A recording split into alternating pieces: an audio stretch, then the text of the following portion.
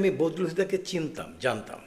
আম জানতাম মানে খুব ঘনিষ্ঠভাবে না, কিন্তু বজলুল হুদা আমাকে মানে আমাকে বড় ভাই হিসেবে সম্মান করতো, এবং সে আমার ঠিক ছোট বয়সে ছোট ছিল। তো আমি একদিন আমি এই কথাটা এই জন্য বলছি যে বজলুল হুদার সম্পর্কে আমি কিছু খোঁজ নিয়েছিলাম। লোকটা ব্যক্তি জীবনে কিন্তু খুবই ভালো। আমি ছোট্ট একটা কথা উদাহরণ দিচ্ছি, সেটা হলো যে আমরা আসছিলাম ইয়েতে প্লেনে করে চড়ে, হঠাৎ করে একটা ভদ্রলোক, তিনি মানে ভমিট করলেন আর কি, বোধহয় একটু ড্রিঙ্ক টিং করেছিলেন, বাঙালি। তো আমার তো খারাপ লাগছিল, মানে নাকটা ইয়ে করে আছে, কাছে একটু দূরে দেখি যে বজলুল হুদা উঠে গিয়ে সে লোককে ধরে তাকে যতটুকু শুশ্রূষা করা দরকার করছে আর কি।